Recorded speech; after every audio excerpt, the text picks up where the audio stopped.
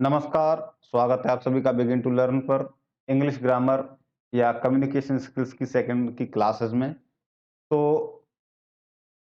आज हम जो समझने वाले हैं, हमारा टॉपिक है आज का, वो है प्रेपोजिशन। ये प्रेपोजिशन का सेकंड पार्ट है।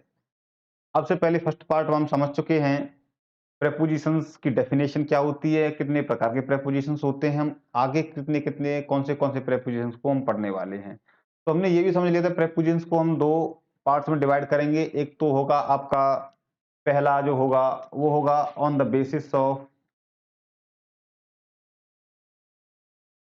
वर्ड स्ट्रक्चर,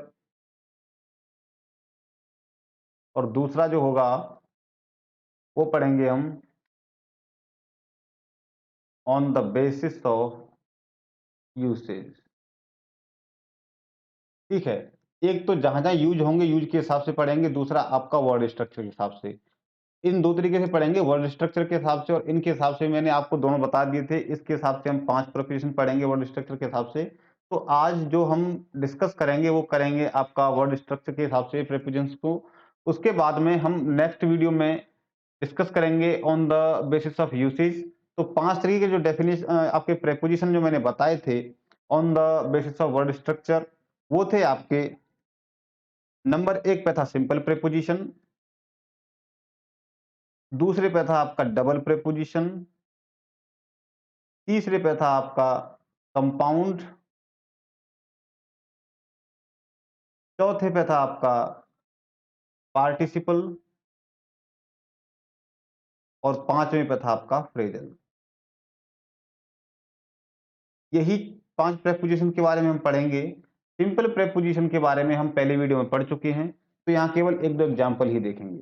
ठीक है, तो चलिए शुरू करते हैं। अब आप वीडियो देखें उससे पहले आपसे रिक्वेस्ट ये है कि आप वीडियो कंप्लीट देखना, नहीं तो आप बहुत जरूरी चीज है मिस कर देंगे। ठीक है, तो सिंपल प्रेपोजिशन की बात की थी। ये क्या होते हैं? ये केवल सिंपल वर्ड्स होते हैं। सिंपल प्रेपोजिशन का मतलब सिंगल वर्ड्स या फिर सिंपल वर्ड, सिंगल वर्ड या फिर सिंपल वर्ड्स, जो कि आपके कहाँ आते हैं? बिफोर, यूज्ड बिफोर नाउन और pronoun.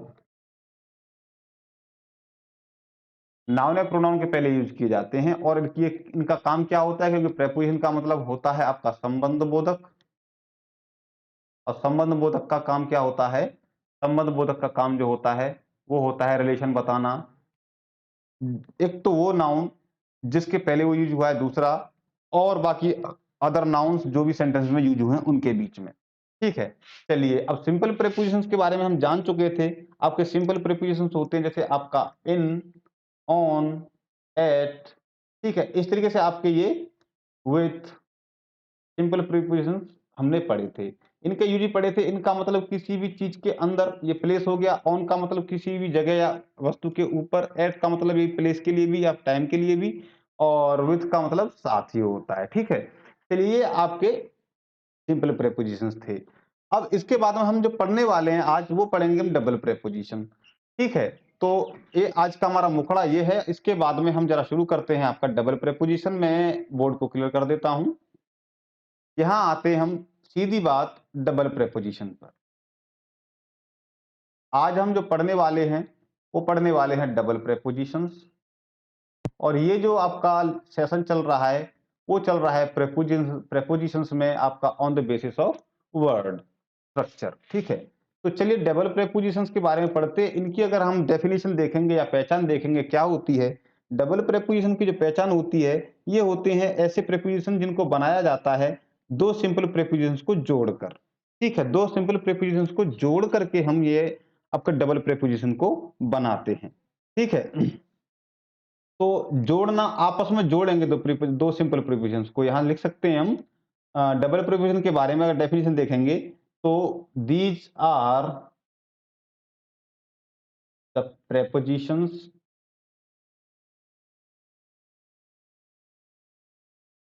Made of by joining two simple prepositions. दो सिंपल प्रेपोजिशंस को जोड़ने के बाद में आपका एक डबल प्रेपोजिशन बनेगा। ठीक है, अब एग्जाम्पल के तौर पर हम देखेंगे यहाँ, तो एग्जाम्पल्स आपके हो सकते हैं किस तरीके के। मैं लिख सकता हूं ऑन को और टू को जोड़कर, तो क्या बन जाएगा ये आपका ऑन टू। मैं लिख सकता हूं इनको और टू को जोड़कर, तो क्या बन जाएगा आपका इन टू।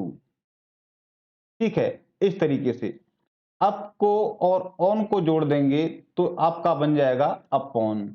अब ये सारे वर्ड्स आपको पता होते हैं, लेकिन ये नहीं पता कि अपॉन कैसे बना, ऑन टू कैसे बना, इनटू कैसे बना।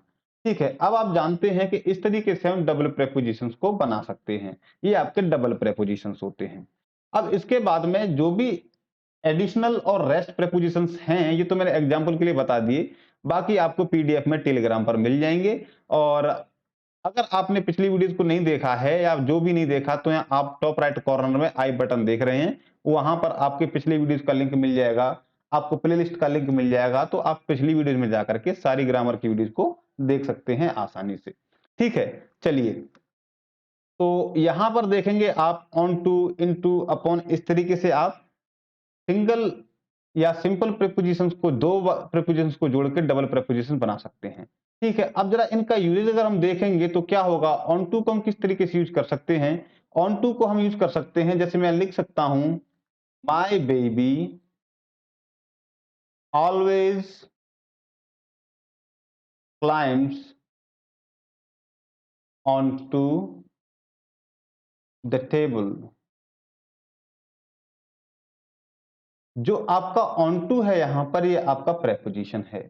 ठीक है, मेरा बच्चा हमेशा टेबल के ऊपर चढ़ता है, तो टेबल के ऊपर मतलब on the top of table. किसी सोर्स के थ्रू चढ़ने की कोशिश कर रहा है तो उसके लिए हम ऑन टू लगाएंगे। ठीक है, ऐसा तो नहीं डायरेक्ट जंप लगा करके चढ़ जाए, कुत्ता बिल्ली तो नहीं है डायरेक्ट जंप लगाया और उसके सरफेस पे चला गया। वो किसी न किसी सहारे से चढ़ेगा तभी जाकर के वो, इसीलिए अगर किसी भी सहारे से या कैसे भी चढ़ना होता है ऊपर, जो प्रोसेस होती है चढ़ने वाली, उसके लिए हम हमेशा ऑन टू लगाएंगे, ये आप ध्यान रखेंगे। ठीक है, तो ऑन टू कब लगाना है, जो प्रोसेस होती है, प्रोसेस के थ्रू आपका बच्चा या जो भी है कोई भी चढ़ रहा है, या फिर अगर आप कुछ भी सामान किसी प्रोसेस के थ्रू रख रहे हैं किसी सरफेस के ऊपर, तो वहां पर आप ऑन टू लगाएंगे।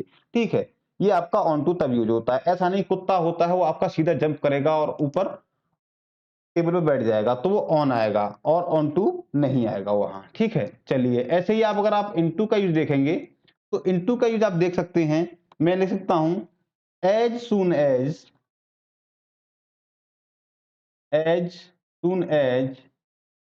he stepped into the room,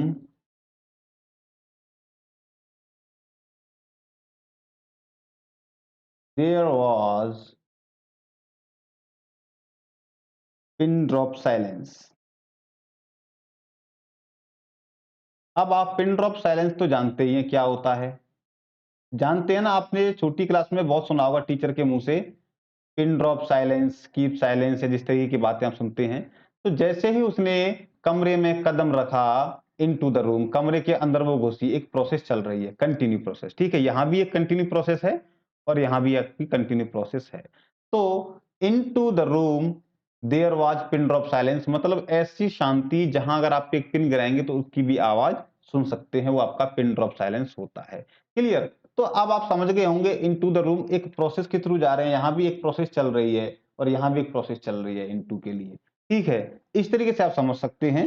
और अगर आप अपॉन की बात करेंगे तो अपॉन में आपके लिए मैं लिख सकता हूं, जैसे हम कई बार कहानियां सुनते हैं, वंस अपॉन अ टाइम, एक बार की बात है, उस तरीके से। ठीक है, तो देखिए क्या होगा, मैं लिख सकता हूं वंस अपॉन अ टाइम, वही चीज लिख देता हूं यहां पर, वंस अपॉन अ टाइम, आगे लिख दीजिए देयर लिव्ड या फिर देयर वाज अ किंग। तो ये आपका वंस अपॉन अ टाइम मतलब यहां पर एक बार की बात है। Once upon a time, time क्या है आपका यहां पर, एक नाउन है। ठीक है, तो एक समय की बात है, उसके आगे, समय के आगे आपका क्या है, अपॉन प्रेपोजिशन लगाया हुआ है, जो रिलेशन दिखा रहा है टाइम का और किंग का। एक राजा हुआ करता था कभी, इस तरीके से। तो एक किंग आपका नाउन है, टाइम आपका नाउन है, तो इन दोनों के बीच में रिलेशन जो शो कर रहा है अपॉन, तो ये आप समझ सकते हैं क्या है, आपका प्रेपोजिशन है। और इस तरीके से आपको प्रेपोजिशन डबल प्रेपोजिशन समझने में कोई दिक्कत नहीं रही होगी। उम्मीद है आप डबल प्रेपोजिशंस को समझ गए हैं। इसके बाद अगर आप समझ गए तो इसका स्क्रीनशॉट ले सकते हैं, नहीं तो आप अपनी नोटबुक में नोट कर सकते हैं। बाकी रेस्ट ऑफ द प्रेपोजिशन जितने भी डबल प्रेपोजिशंस हैं उनको आप पीडीएफ में मैं आपको पूरा का पूरा टेलीग्राम पर प्रोवाइड करा रहा हूं, वहां से आप पूरी लिस्ट ले लीजिए और उनके यूसेज भी आपको इजीली वहां से मिल जाएंगे। ठीक है, अगर आप चाहते हैं कि नहीं आपका डबल प्रेपोजिशन के ऊपर और लंबी वीडियो और डिटेल में बताया जाए तो मैं आपको वो भी बताने के लिए तैयार हूं, क्योंकि इस तरीके से अगर मैं यहाँ पर सारी चीज़ें डिटेल में बताऊँगा तो प्रेपोज़िशन के ऊपर मुझे कम से कम 5-6 सेशंस बनाने होंगे। तो मैं बचने की कोशिश कर रहा हूँ इतनी ज़्यादा सेशंस बनाने से। अगर आपकी फिर भी रिक्वेस्ट है तो मैं लंबा सेशन बना दूँगा, कोई इश्यू वाली बात इधर नहीं है। चलिए इसे मैं क्लियर कर देता हूँ। अब आ जाते हैं डबल प्रेपोज़िशन के बाद में नंबर आता है आपका कंपाउंड प्रेपोज़िशंस का। तो यहाँ हम जानेंगे कंपाउंड प्रेपोज़िशन के बारे में अब। कंपाउंड प्रेपोजिशंस क्या होते हैं इनके बारे में जानेंगे। अभी क्या था, डबल प्रेपोजिशन और कंपाउंड प्रेपोजिशन में थोड़ा सा फर्क होता है। डबल प्रेपोजिशन में हमने दो प्रेपोजिशन को जोड़ा था। ठीक है, हमने दो प्रेपोजिशन को जोड़ा था, लेकिन जोड़े का मतलब दोनों को आपस में एक दूसरे के अंदर जोड़ दिया था। लेकिन यहाँ क्या करेंगे, दो प्रेपोजिशन को साथ में रखेंगे, हम एक साथ रखेंगे, वो होगा आपका कंपाउंड प्रेपोजिशन। तो इसे हम लिख सकते हैं, क्या लिख सकते हैं, तो कंपाउंड प्रेपोजिशंस, कंपाउंड प्रेपोजिशंस, एक minute,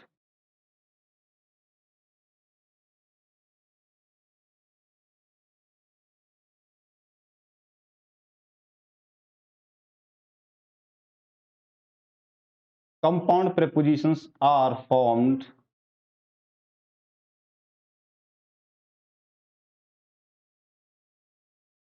by adding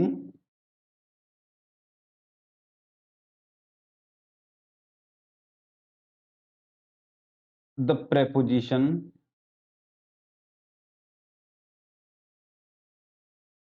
to a noun, an adjective,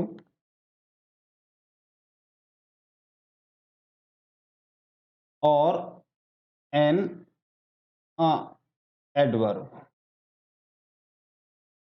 क्या होगा, यहां जरा गौर से देखेंगे क्या लिखा हुआ है। ये लिखा हुआ है कि आपके जो कंपाउंड प्रेपोजिशन होंगे उनमें हम क्या करेंगे, ऐसे प्रेपोजिशन जिसमें हम किसी नाउन में जोड़ करके बनाएंगे, या किसी एडजेक्टिव में जोड़ के बनाएंगे, या फिर किसी एडवर्ब में जोड़ करके बनाएंगे, वो आपके कंपाउंड प्रेपोजिशन हो जाएंगे। एग्जाम्पल के लिए हम देख सकते हैं, यहां पर मैं कुछ एक एग्जाम्पल्स लिख देता हूं। मैं आपसे बार बार एक ही चीज दोहरा के कहूंगा कि आपको डिटेल में देखना है तो सारी प्रीपोजिशंस जो हैं आपको पीडीएफ फॉर्म में टेलीग्राम पर मिल जाएंगी, वहां से आप ले लेना, लिंक मैं डिस्क्रिप्शन में सभी का दे चुका हूं। ठीक है, तो देखिए जैसे आपको मैं दिखा सकता हूं, जैसे बिकॉज जो है आपका, बिकॉज के साथ में आप ऑफ जोड़ दीजिए तो ये क्या है आपका बिकॉज एडवर्ब, और ऑफ इसमें जोड़ दिया तो क्या हो जाएगा आपका ये बिकॉज ऑफ। ठीक है, ऐसे ही कॉज के साथ में अगर आप ऑफ जोड़ेंगे तो क्या होगा आपका कॉजेज या फिर कॉज ऑफ। ठीक है, ऐसे ही आप अपार्ट के साथ में फ्रॉम जोड़ दीजिए तो क्या हो जाएगा अपार्ट फ्रॉम। अब ये सारे वर्ड्स आपने अगेन सुने हुए हैं, लेकिन आपको ये नहीं पता ये है क्या चीज। तो 3 एग्जांपल्स मैंने लिख दिए हैं, बाकी है तो लिस्ट बहुत लंबी, उससे आप पीडीएफ से ले लीजिए। तो मैं यहां पर देख सकता हूं आपके लिए एग्जांपल्स इनके लिख सकता हूं। अपार्ट फ्रॉम का यूज अगर हम देखेंगे तो किस तरह से देख सकते हैं, एक एक करके सभी के यूज देख लेते हैं। सबसे पहले मैं आपका बिकॉज ऑफ का लिख देता हूं, अपार्ट फ्रॉम का तो बाद में, क्योंकि सबसे लास्ट में अपार्ट फ्रॉम लिखा है तो उसका नीचे यहां जगह मिल जाएगी हमको। बिकॉज ऑफ का यूज लिखेंगे तो यहाँ बिकॉज ऑफ का यूज लिख सकता हूं मैं, तो मैं यहां लिख सकते हैं, हम क्या लिख सकते हैं, he could not leave,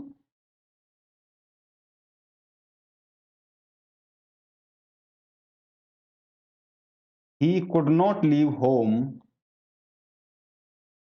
because of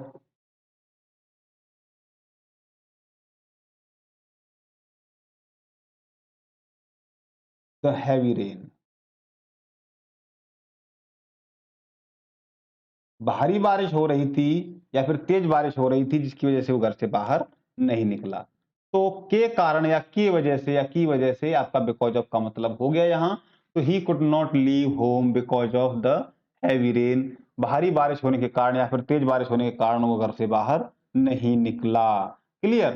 चलिए, तो ये आपका बिकॉज़ ऑफ का यूज़ हो गया और भी बहुत सारे बिकॉज़ ऑफ के यूज़ हैं। आप अपने डेली लाइफ़ में या फिर डेली आप यूज़ करते होंगे, आपको पता होगा। नहीं पता होगा तो बाकी सबका यूज़ मैं आपको दे दूँगा, बिकॉज़ ऑफ का यूज़ कहाँ-कहाँ किस तरीके से होता है, वो अलग से डिटेल में आपको बता दूँगा। ठीक है? बहरहाल आप इतना समझ लीजिए कि ये आपका कंपाउंड प्रीपोज़िशन यहाँ आपको पढ़ा रहा हूँ और इस तरीके से आप बिकॉज़ ऑफ का यूज़ कर सकते हैं। ऐसे ही अगर आप कॉजेज़ ऑफ का या फिर कॉज़ ऑफ का यूज़ देखेंगे तो उसके लिए मैं लिख सकता हूँ कॉज़ ऑफ के लिए, यहाँ मैं लिख दूँ तो कॉज़ ऑफ के लिए हम लिख सकते हैं यहाँ हम लिख सकते हैं we may never know the causes of her death. यहाँ पर जो है ये आपका सिंपल रीज़न है कि हम उसकी मौत का कारण नहीं जान सकते कभी। We never know the cause of her death, ठीक है? तो ये उसके मौत के कारण जो हैं उसे हम नहीं जान सकते। इसके आगे अगर हम देखेंगे अपार्ट फ्रॉम का यूज़, अब अपार्ट फ्रॉम का यूज़ हम किस तरीके से कर सकते हैं, इसे भी ज़रा जान लेते हैं। अपार्ट फ्रॉम के यूज़ के लिए हम यहाँ लिख सकते हैं, मैं इसे नीचे लिखता हूँ अपार्ट फ्रॉम का यूज़ जो है, मैं लिख सकता हूँ इसे या तो ऐसे लिख सकते हैं अपार्ट फ्रॉम द ड्रेसेस सारा stopped for some shoes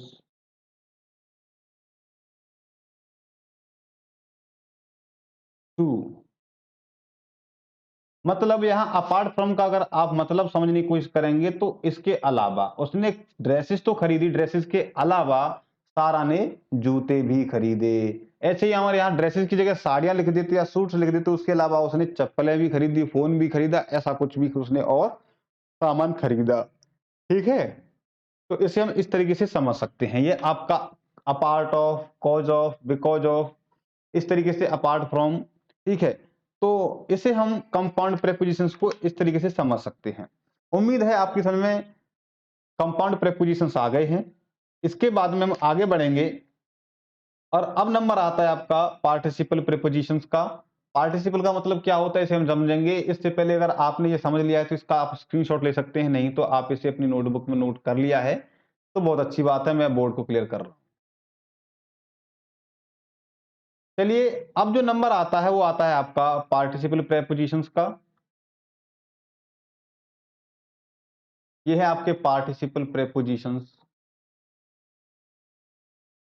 अगर आपने पिछली वीडियो को देखा है तो आप आसानी से समझ गए होंगे पार्टिसिपल का रिलेशन किससे होता है। पार्टिसिपल का रिलेशन जो सीधा-सीधा होता है, वो होता है वर्ब से। अब यहाँ वर्ब क्या होगा आपका, ऐसी वर्ब जो आपका एक तो पार्टिसिपल किसे बोलते हैं, आपका नाउन के वर्ब रूप में काम कर सकती है, आपका एडवर्ब के एडजेक्टिव के रूप में काम कर सकती है, बहुत सारे रूप आपके होते हैं वर्ब के। इसी प्रकार में आप यहाँ देखेंगे अब ये आपका पार्टिसिपल मतलब ऐसी वर्ब जिसमें आईएनजी हम जोड़ देंगे और आपका यहाँ पर पार्टिसिपल यानी मतलब आपका प्रेपोजिशन का काम करेगी। ठीक है? तो ये क्या होगा, इसकी अगर डेफिनेशन समझेंगे तो क्या होगा, इसे हम समझ सकते हैं पार्टिसिपल prepositions आर verbs के साथ में हम आईएनजी जोड़ देंगे that functions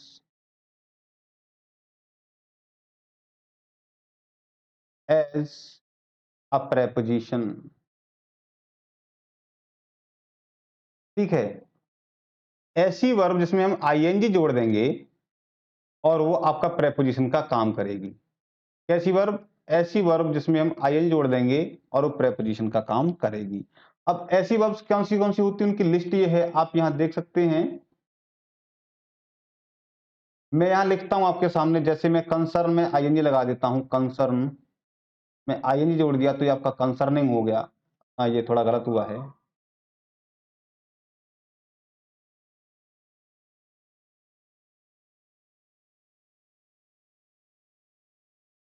आप कंसर्न में आईएनजी जोड़ेंगे तो क्या हो जाएगा? कंसर्निंग। ठीक है। ऐसे ही आप एक्सेप्ट में आईएनजी जोड़ेंगे तो क्या हो जाएगा?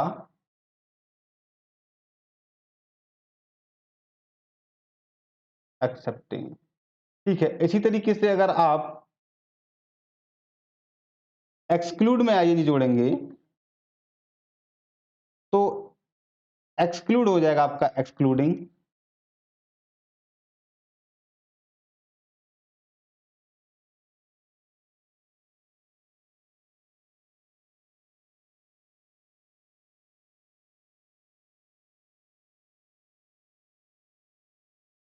ठीक है। केवल 3 ही लिखे हैं, बाकी होते और ज़्यादा हैं, लिस्ट लंबी है तो हम इन्हें नहीं देखेंगे। यहाँ पर देख सकते हैं हम ज़रा, अगर कंसर्न का यूज़ हम देखेंगे तो क्या होगा? इसका कंसर्न का यूज़ हम देख सकते हैं। यहाँ पर मैं लिखूँ कंसर्न का, सबसे पहले तीनों का नंबर बाय नंबर लिख देते हैं यहाँ। तो कंसर्न का यूज़ अगर देखेंगे तो क्या होगा? मैं लिख सकता हूँ ही इज़, पहले इसका कंसर्न का लिख देते हैं, ठीक है? तो he is always curious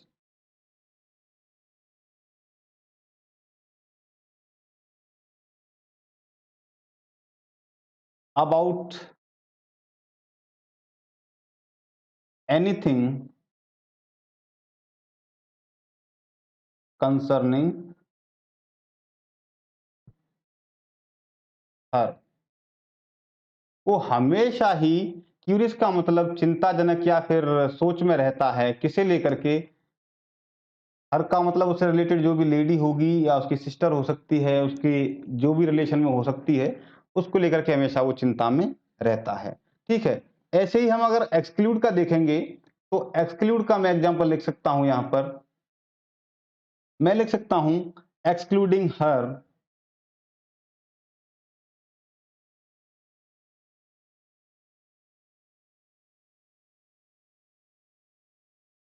from the plan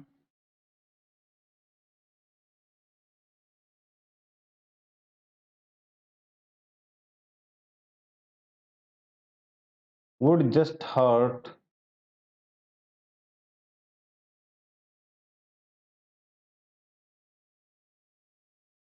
her even more.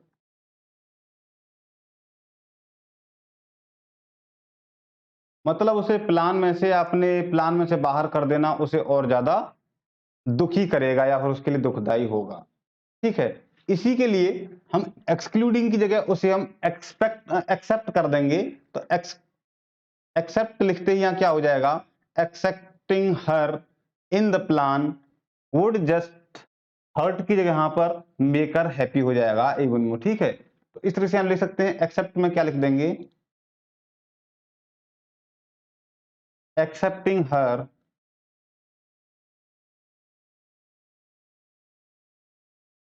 In the plan would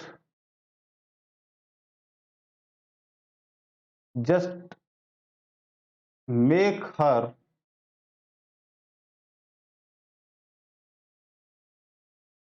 happy even more. ठीक है, उसे और ज्यादा खुश कर देगा। तो इस तरीके से हम एक्सेप्टिंग और एक्सक्लूडिंग दोनों को ही यूज कर सकते हैं। तो उम्मीद है आप पार्टिसिपल प्रेपोजिशन को समझ गए हैं। मतलब कुल मिलाकर के बात इतना कह सकते हैं कि पार्टिसिपल प्रेपोजिशन ऐसे प्रेपोजिशंस होते हैं, वर्ब में हम आईएनजी लगा देते हैं और वो आपका सेंटेंस में प्रेपोजिशन का काम करते हैं। जैसे आपने देखा क्यूरियस में हमने कंसर्न में आईएनजी आईएनजी लगा दिया, आपका कंसर्निंग हो गया। हमने एक्सक्लूड में आईएनजी लगा दिया, एक्सक्लूडिंग हो गया। और हमने एक्सेप्ट में आईएनजी लगा दिया तो एक्सेप्टिंग हो गया। लेकिन तीनों के तीनों केसेस में ये तीनों काम कर रहे हैं आपका प्रेपोजिशन का। ठीक है। चलिए, उम्मीद है आपको ये समझ में आ गया है। इसके बाद में जो लास्ट है हमारा आज का फ्रेजल प्रेपोजिशन, इसे भी समझ लेते हैं। तो आपने अगर ये समझ लिया है तो इसे आप अपनी नोटबुक में नोट कर लीजिए या फिर स्क्रीनशॉट ले सकते हैं। मैं इसे क्लियर कर रहा हूं। चलिए, अब जो लास्ट रह रहा है हमारा वो है आपका on the basis of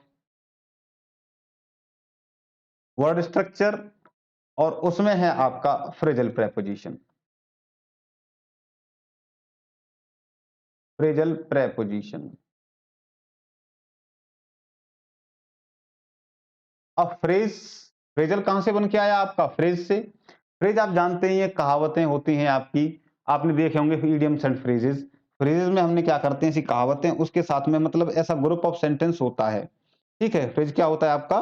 group of sentence होता है, ठीक है, या फिर ग्रुप ऑफ सेंटेंस नहीं, सॉरी, ग्रुप ऑफ वर्ड होता है। फ्रेज आपका ग्रुप ऑफ वर्ड होता है और उसका एक स्पेशल पर्पज होता है, या तो वो आपका सब्जेक्ट या ऑब्जेक्ट के रूप में काम करेगा, लेकिन यहाँ पर आपका फ्रेज जो काम करेगा वो एज अ प्रेपोजिशन काम करेगा, ठीक है।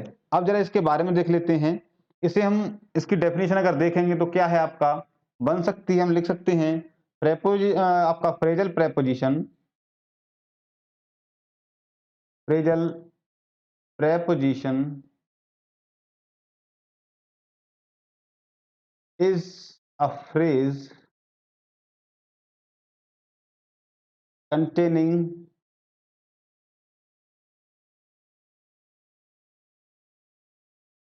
a preposition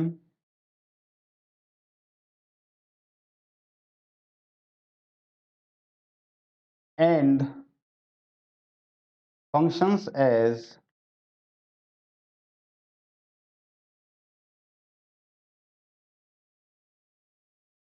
a preposition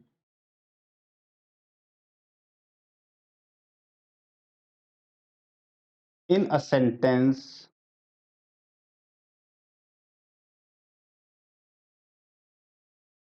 and connects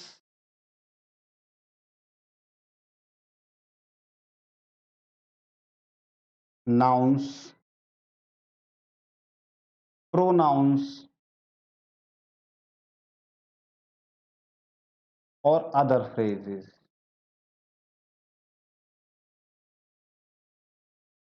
or other phrases to other words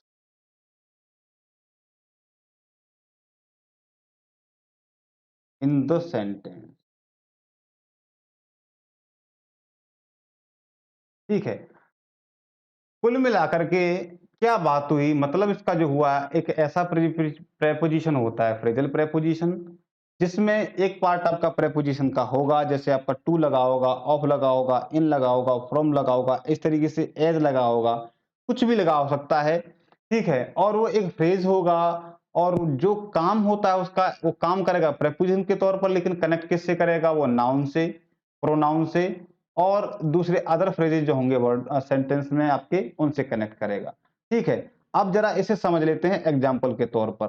मैं आपके लिए सामने कुछ एग्जांपल्स लिखता हूं फिर फ्रेजल प्रेपोजिशन के, तो उससे आप ज्यादा बेहतर समझ जाएंगे। देखिए, जैसे मैं लिख सकता हूं, ऑन अकाउंट ऑफ लिख दीजिए, तो आपका फ्रेजल ऑन अकाउंट ऑफ लिखेंगे आप यहां पर, तो ये ऑन अकाउंट में आपका ऑन भी प्रेपोजिशन है और आपका ऑफ भी प्रेपोजिशन है, लेकिन अकाउंट आपका अलग है, लेकिन तीनों वर्ड को मिक्स कर दिया हमने, बनाया, ऐड किया, तो क्या हो गया आपका ये फ्रेजल, एक फ्रेज हो गया। और अब जैसे हम सेंटेंस में यूज करेंगे तो एज अ प्रेपोजिशन ये काम करेगा, ठीक है। एज ही, ऐसे ही मैं एज फार एज लिख सकता हूं, तो यहां देखेंगे एज आपका प्रेपोजिशन है, लेकिन फार को एज फार एज हमने जोड़ दिया, एक आपका फ्रेज बन गया। और जो कि एज फार एज आपका एक नॉर्मली फ्रेज होता भी है, उसे हम अगर सेंटेंस में यूज करेंगे तो ये क्या काम करेगा? आपका प्रेपोजिशन का काम करेगा। ऐसे ही हम एज लॉन्ग एज लिख सकते हैं, एज लॉन्ग एज, तो यहां भी अगर आप देखेंगे तो ये भी आपका एक फ्रेज होता है और ये आपका फ्रेजल प्रेपोजिशन के रूप में काम करेगा, अगर इसे हम एक सेंटेंस में यूज करते हैं, ठीक है। अब जरा तीनों के यूज देख लेते हैं, तो ऑन अकाउंट के लिए मैं लिख सकता हूं यहां पर, on account of the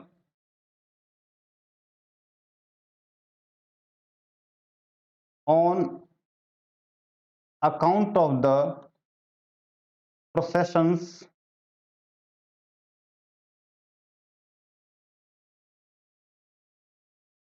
the mayor declared a holiday,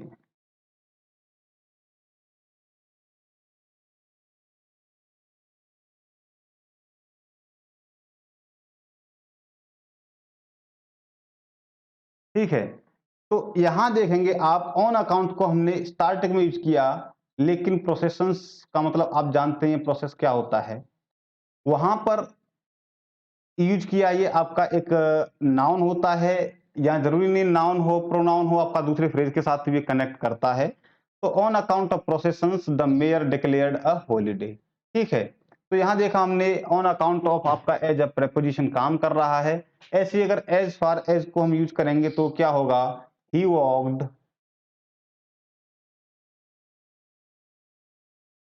as far as he could. वह उतना लंबा चला जितना लंबा वो चल सकता था, जितना दूर वो चल सकता था। ठीक है, तो एज फार एज आपका एज अ प्रेपोजिशन यहां पर काम कर रहा है। ऐसे ही एज लॉन्ग एज काम करेंगे तो ये क्या होगा, यहां लिख सकते हैं हम as long as you do not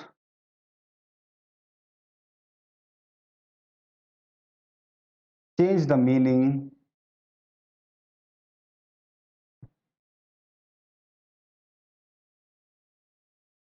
change the meaning you can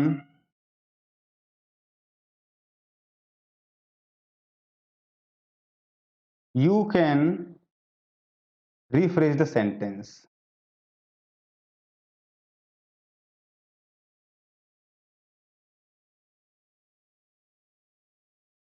अगर आप किसी वाक्य का मतलब नहीं समझते हैं, अर्थ नहीं समझते हैं, तो आप उसे वापस से रिफ्रेज कर सकते हैं।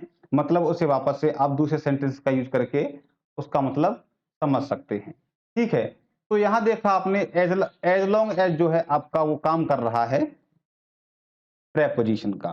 ठीक है, तो ये तो थे आपके आज जो हमने वीडियो में समझा prepositions on the word of on the basis of word structure, जिनको हमने शब्दों का हेरफेर करके बनाया है। कभी सिंपल सेंटेंस में हमने सिंपल वर्ड्स का यूज कर दिया, वो आपका सिंपल या फिर सिंगल प्रेपोजिशन बन गए। उन दोनों को हमने जोड़ दिया, आपका वो डबल प्रेपोजिशन बन गया। उन दोनों को एक साथ में रख दिया ऐड करके, तो आपका कंपाउंड प्रेपोजिशन बना दिया। ठीक है, और इसी तरीके से आपका हमने पार्टिसिपल प्रेपोजिशन बना दिया। हमने एक वर्ब में आईएनजी जोड़ करके वर्ब का पार्ट उठाया और उसे हमने पार्टिसिपल प्रेपोजिशन यूज किया। ऐसे ही एक फ्रेज को उठा करके हमने as a phrasal preposition use किया। ठीक है, उम्मीद है आपको ये सारी बातें समझ में आ गई होंगी। अगर आपने वीडियो को पूरा देखा है तो अब बात आती है ज्ञान करने की, ज्ञान बांटने की। ज्ञान यह है कि आप किसी भी तरीके से चैनल पर नए आए हैं तो आप चैनल को सब्सक्राइब करके जाइए। टेलीग्राम पर आप बिगिन टू लर्न को ज्वाइन कर लीजिए, वहां पर आपको सारी पीडीएफ मिलती रहेंगी। ठीक है, फेसबुक पर आप देखेंगे तो सारे के सारे आपको फेसबुक पर भी पूरी वीडियो के लिंक मिलेंगे और पीडीएफ मिलेंगी। और अब मैंने पीडीएफ जगह पूरी वीडियो को भी, कंप्लीट वीडियो को फेसबुक पर अपलोड करना शुरू कर दिया है। कंप्लीट वीडियो भी अब आप फेसबुक पर ले सकते हैं, देख सकते हैं। ठीक है, तो ये सब कुछ फायदे आपको तीनों जगह पर ज्वाइन करने के होंगे। तीनों जगह पर आपको करना क्या है, आपको सर्च करना है बिगिन टू लर्न। और इसके बाद में अब जो एक और इम्पोर्टेंट थिंग जो मैं आपको बताने जा रहा हूं वो ये है कि अभी इसके बाद में, ये तो अभी सिर्फ और सिर्फ आपकी एक सिलेबस के तौर पर काम चल रहा है पूरा का पूरा, क्योंकि पॉलिटेक्निक वाले बच्चों के एग्जाम्स अभी आ गए हैं। तो अब उनकी समझ में आ गई होगी कि हमारे एग्जाम्स होने हैं, एमसीक्यू बेस्ड होने हैं, ऑनलाइन होने हैं। तो वो तो सारे के सारे बच्चे वीडियो को कंप्लीट देखेंगे। आपको और डिटेल में डीप में समझने के लिए आपके लिए ग्रामर का अलग से मैंने प्लेलिस्ट बनाई है। ग्रामर प्लेलिस्ट में आप देख सकते हैं, चैनल पर जाकर के ग्रामर वाली प्लेलिस्ट में आपको कंप्लीट वीडियो मिल जाएंगी। और डिटेल्ड वीडियो के लिए आप क्या करेंगे, डिटेल्ड वीडियो के लिए आप वहां पर ग्रामर वाली प्लेलिस्ट में चले जाइए। और अगर आपको कोई डाउट है तो आप सीधे कांटेक्ट करिए, नीचे कमेंट करिए। कमेंट सेक्शन में मैं आपका जितने भी आपके पॉसिबल होता है, जो रिप्लाई करने लायक कमेंट्स होते हैं उन पर रिप्लाई करता हूं। ठीक है, और 100% करता हूं। चलिए, ये उम्मीद आपसे मैं लगा करके बैठा हूं कि आप जल्दी जल्दी ज्यादा से ज्यादा सब्सक्राइब करेंगे, वीडियो को आप पूरा पूरा देखिए। ठीक है, मिलते हैं नेक्स्ट सेशन में। और जो हमारा अगला वीडियो जो होगा वो होगा आपका टाइप्स ऑफ प्रेपोजिशन का सेकंड पार्ट। और वो होगा on the basis of usage, या फिर उसे कहेंगे आप इसे कह सकते हैं यूसेज ऑफ प्रेपोजिशंस। ठीक है, चलिए आगे हम वहां पर हमारा प्रीपोजिशंस खत्म हो जाएगा, जो आपका कल हो जाएगा। क्लियर? तो मिलते हैं नेक्स्ट वीडियो में, बने रहिए बिगिन टू लर्न के साथ। धन्यवाद।